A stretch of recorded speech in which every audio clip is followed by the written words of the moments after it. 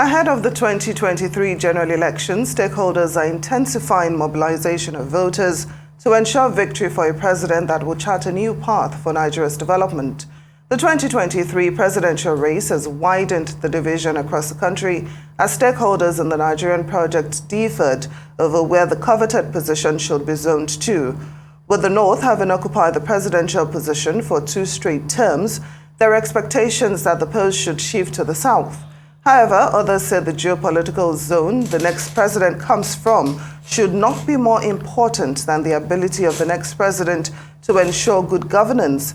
Those championing power shift include Southern leaders represented by the Southern and Middle Belt Leaders Forum, SMBLF. Joining us now to speak on why the Middle Belt is backing a Southern candidate and who the region will support and why is the President Middle Belt Forum, Dr. Bitrus Pogu. Welcome to Newsday. Thank you. Now, Dr. Pogu, you've made it very clear that the Middle Belt Forum is in support of Southern presidency in 2023. Can you explain why, especially at a time when some people say the 2023 election should not be about tribe, age, religion, or ethnicity, but about competence and capability? Yeah, we agree that competence is necessary. Capability also, which is a component, is also necessary. But there is competence and capability every part of this country. However, being a plural society, both religious and ethnic, or tribal, or whatever we would want to call it, there is need for some balancing. And if in 1999, because of NEDECO pressure after Abiola's demise, who was adjudged to have won the election when he contested, the whole country decided to zone, not just to the south, but to micro-zone to the southwest. We are in a situation now that is even more precarious. We have insecurity at a scale we have never seen. The economy has gone down the drain. In fact, everything has fallen apart. Though we have people who are out there claiming to be doing well. Unfortunately, the people in the country don't see it this way. So, we feel strongly that up to now, the need for equity and balancing should still continue. We've not gotten to a stage where this stage will be left open because lots of things have been skewed by the military in favor of some sections of the country. So, as far as we are concerned, after these 8 years of a northern president, in the person of President Muhammad Buhari, the presidency should go to the south. And in going to the south, our friends from the south aptly came up and said, look, let's be fair. If we should be fair, just, and think about equity, the southwest has had 8 years of President Obasanjo, and now 8 years as vice president of the ruling party, that is Osunbanjo. They feel it should go to the southeast because the south-south had had a test of it through President Jonathan, who ruled for nearly, or administered, let me put it that way, for nearly 6 years, though it was 5-point-something years. So we all agreed not only to route for the president going to the south, but to actually the southeast, because we feel the southeast, and we believe it is also right that the southeast has never had it. And every part of this country, every citizen, every member has the right to have a test at the presidency. And of course, we in the southeast, there are so many people who are competent, just like any other part of the country. I can speak English because I went to school. There are so many people who are more educated than me, and then so many of our presidential candidates or aspirants from the north found in the southeast. And in so doing, we have all zoomed in that direction And now we have even gone to the stage of deciding on somebody who we believe we can market to Nigeria and who we believe will be a Nigerian president. The Southeast extraction is just a geopolitical impression which was created by late General Abacha. But what we are saying is somebody from that section of the country, we've been able to resolve at one who we believe is competent enough and who has the qualities required of a leader in the country, who we believe can also lead this country out of the mess we are in now. Well, in the two major political parties that we discuss going head-to-head, we know that there is a little bit of the same discussion happening. There's representation in the South, but particularly within the PDP, we know that Governor Wike of Rivers State has been championing this cause. He is very aggrieved and has made it very well known to the nation. I want to know what you make of the PDP's choice of vice presidential candidate. The PDP has its problems, and the PDP is responsible for its problems. Before the PDP had its primaries, we were very emphatic. We said, look, we should be statesmanly in our decisions, and we agreed that the presidency should go to the South. And we're looking at it based on the configuration within the country, not based on political party. So the issue is, when we did that, Southern governors had a meeting, and they had the meeting in Delta State at the government house of the PDP's vice presidential candidate now. And he actually read their communique when they, reached a stage of communique presentation. And in the communique, the whole country listened. He read and said, they in the South, that is the governors, irrespective of political party, they agreed that the presidency should go to the South, and that all of them should not therefore accept to be running mate to any northern candidate.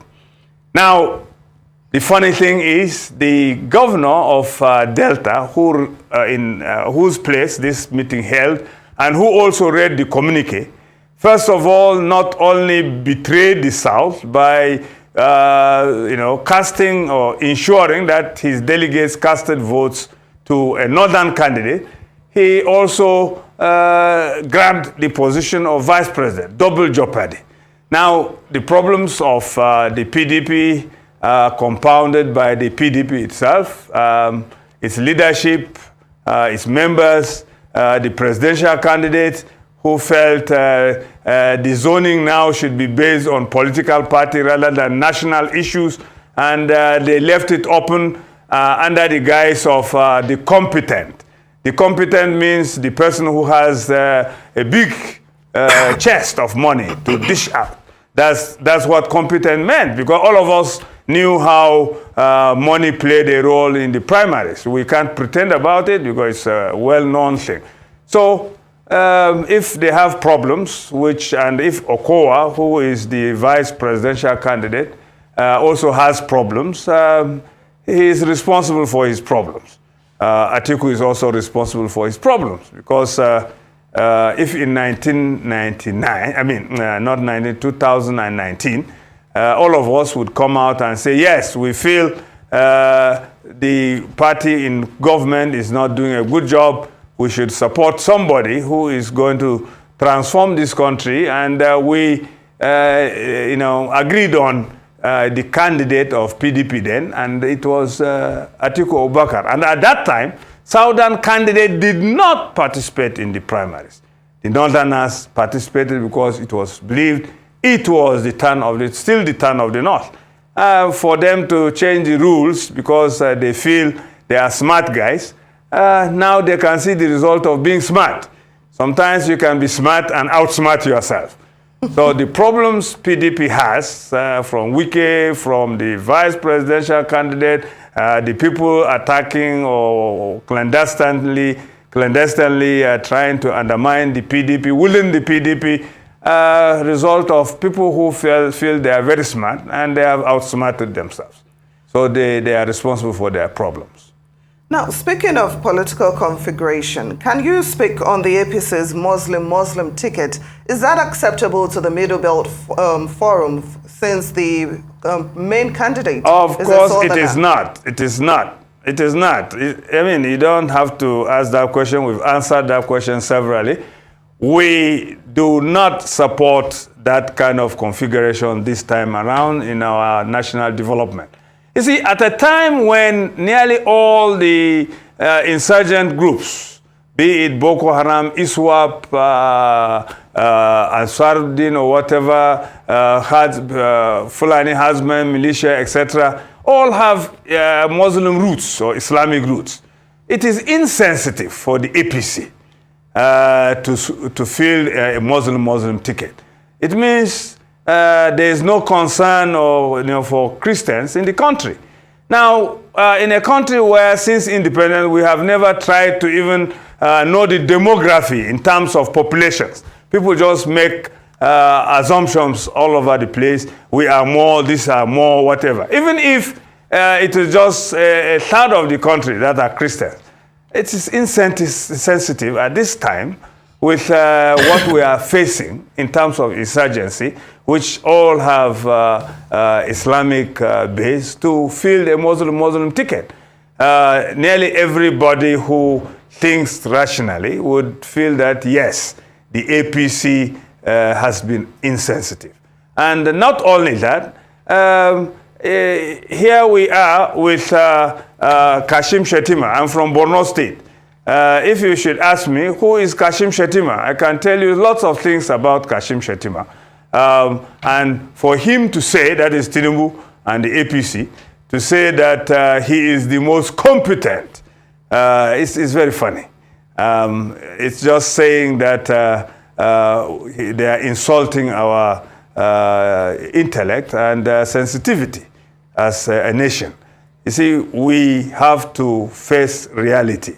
If the APC has an agenda, so be it. It's up to them. I believe Nigerians will pay them in the right coin.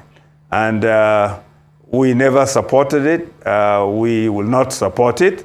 And though we rooted for a southern candidate, of course, the Afenifere, that our partners, had already justifiably rooted for Southeast, because they believe that there should be equity, fairness, and justice. We also feel the Muslim ticket is not proper for now in the country. All right, Dr. Bitrus, thank you for that. Anambra State indigene, Dr. Peter Obi, is running with the Labour Party, as we know. This is a very hard and clear representation of the Southeast. Is it fair to say that the Middle Belt Forum would be supporting his candidacy? That is quite clear. We are supporting his candidacy, and we assisted actually in his emergence, because when we said yes, to be fair, somebody from Southeast should come up, we contacted our brothers from the Southeast, the Honez Ndibo and the Southeast leaders. That so many processes went through, and Peter Obi had to leave PDP and move to Labour Party. And irrespective of which party, ours is a struggle for better Nigeria. And the better Nigeria we feel can be guaranteed with his candidature and with him being elected as president of the country. So we are supporting Peter Obi, the candidate of Labour Party, to be president of Nigeria, because we believe, after all permutations, that he is the person with Dati right by his side as his vice, to help Nigeria out of what it is facing now. They are both young, intelligent, and they have track record that compared to all the others, I think they stand shoulder high above the others. And ours is not the issue of structure or whatever. People are the structure.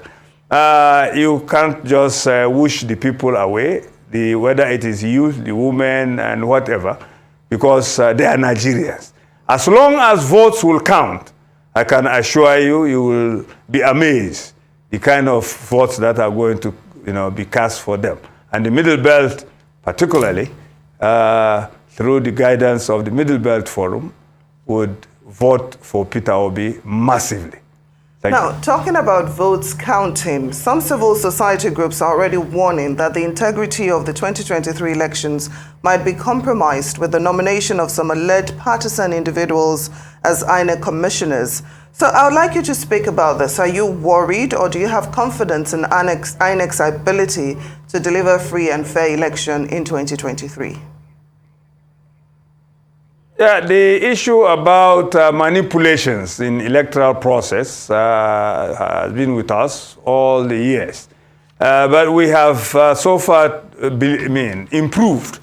We started from when boxes for contestants were filled separately in the early 60s before the military took over. Today, at least, we have moved forward to the extent that there will be an accreditation system which uses technology. And we feel this technology, though it's not foolproof, would still be better than the system we had in 2019 when returning officers could change results on the instruction of some party stalwarts. And also, there were cancellations and throwing out of thousands of just to favor some people. At least there's an improvement. We cannot have it perfect yet, but I think we are getting there. So in spite of the fact that, yes, we have anomalies in terms of appointment of people to hold sensitive positions within the electoral body, we still believe that though some of these problems are surmountable, and with pressure and by identifying and exposing such anomalies, I think there's still room for correction. But all the same, I believe we are going to have a better election than in 2019. We certainly hope so. We know that officially campaign season starts up next Wednesday, the 28th. Already there has been quite a lot of mudslinging, silly season, back and forth discussions between political parties. A lot of noise. It seems the matters at hand, the very grave situation in Nigeria is not being discussed because, we're all caught up in the drama that all these political parties have. Do you anticipate a more issues-based discussion as we go forward? And what would the Middle Belt Forum, what is their role in making sure that their candidates of choice actually show that they can tackle the important issues within Nigeria and not just abuse each other back and forth? Thank you very much. So far, I think if you look at what Peter Obi, the presidential candidate of Labour Party, has been doing, his argument has been issue-based, talks about what he would do or what can be done to the economy, what he would do or what can be done about the security, etc., etc. So, of course, sometimes one has to respond and not to keep mute when accused on issues that he does from time to time. But I think his campaign has been issue-based. And by 28th, when INEC would have lifted ban on campaign proper, so that presidential candidates and other candidates can start campaigning, we in the Middle Belt intend to host Peter Obi and unveil him to Nigerians in Jos, telling Nigerians this is the candidate we believe would take Nigeria out of the woods. And he is going to come to us as a Nigerian president, not as a Southeast president or an Igbo president. And with Dati by his side, a person who also has some good, clean record, and both of them young and agile. I think we have a good product to market to Nigerians. No wonder you can see the euphoria and enthusiasm, found especially in the youth and other Nigerians rallying support for him even before the D-Day. So just keep on watching. Peter Obi is coming. And I believe all Nigerians will embrace this person because he has what it takes to be a president and to transform Nigeria. Dr. Bitrus Pogu, President Middle Belt Forum, thank you so much for joining us on Newsday. You're watching Newsday. After this break, Arise sports correspondent Aaron Akirijala will be here with the latest sports stories. Please stay with us.